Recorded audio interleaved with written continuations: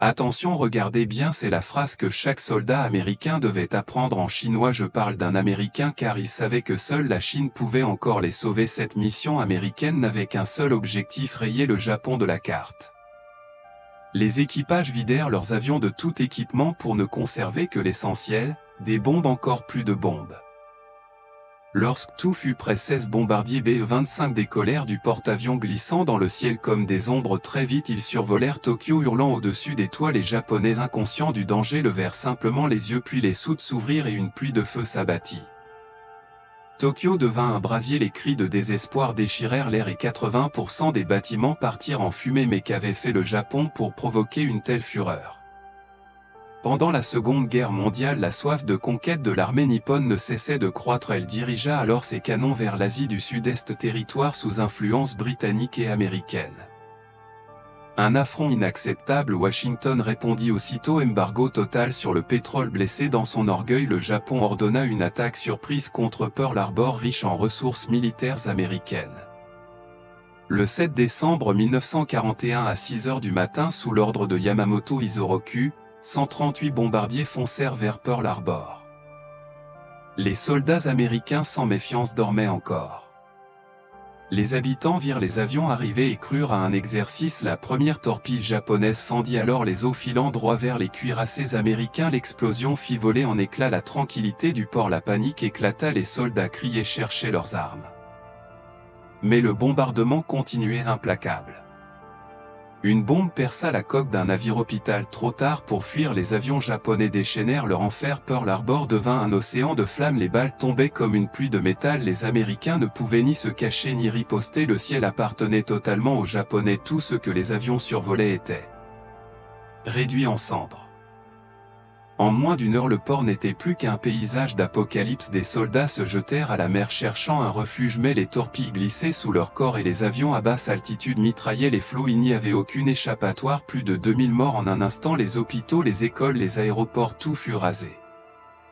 Et les Japonais ne comptaient pas s'arrêter. Ils visèrent ensuite l'aérodrome de secours. Un soldat américain monta sur une grue, installa une mitrailleuse et tira de toutes ses forces. Il réussit à abattre un avion. Le premier acte de résistance. Les pilotes américains tentèrent de décoller, mais à peine dans les airs, leurs appareils explosaient sur des dizaines d'avions. Seuls 2 parvinrent à prendre le ciel. Face à la supériorité ennemie, ils n'avaient aucune chance. Les soldats au sol les protégèrent tant qu'ils purent. Le raid japonais, malgré ses pertes minimes, 29 avions détruisit 19 navires américains et 188 avions. Les officiers voulurent poursuivre l'assaut, mais Yamamoto arrêta tout. Un choix qui allait sceller le destin du Japon.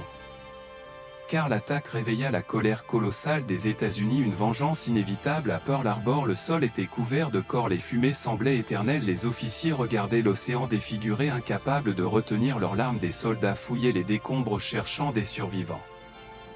Beaucoup étaient piégés sous les ponts des navires vivants, mais condamnés, noyés lentement dans l'obscurité. Personne ne pouvait croire l'ampleur du désastre. En 2 heures, plus de 3000 Américains avaient péri.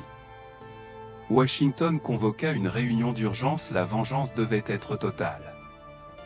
Mais les pertes étaient gigantesques et le Japon si lointain. Pour frapper au cœur, il fallait envoyer des porte-avions. Certains objectèrent un contre-coup japonais serait catastrophique. Le président, paralysé des jambes, se leva pourtant de toutes ses forces pour montrer que rien n'était impossible. Le plan fut lancé.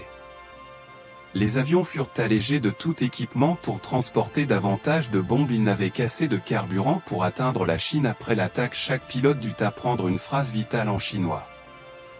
Lorsque les bombardiers atteignirent Tokyo, les visages étaient fermes, déterminés. Les cibles, usines, arsenaux, zones industrielles, les bombes s'abattirent comme le tonnerre.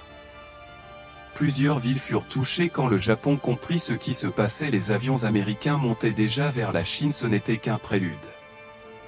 Au cours des 9 mois suivants, les États-Unis lancèrent 33 000 sorties aériennes et 160 000 tonnes de bombes. Plus de 30% des habitations japonaises furent réduites en cendres. Plus d'1 million de civils sans abri.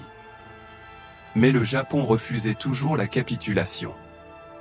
Alors, le 6 août 1945, les Américains larguèrent Little Boy sur Hiroshima. La ville fut engloutie par une mer de feu dans un rayon de 12 km. Tout disparut. Des années plus tard, Hiroshima reste une terre stérile et pourtant le Japon croyait que les États-Unis n'avaient qu'une seule bombe atomique. 3 jours après, Fat Man tomba sur Nagasaki. Le message était clair, s'il ne se rendait pas, le Japon serait rayé de la carte. Terrifié, l'empereur ordonna enfin la reddition. Le 15 août, le Japon capitula sans condition, ainsi s'acheva la Seconde Guerre mondiale.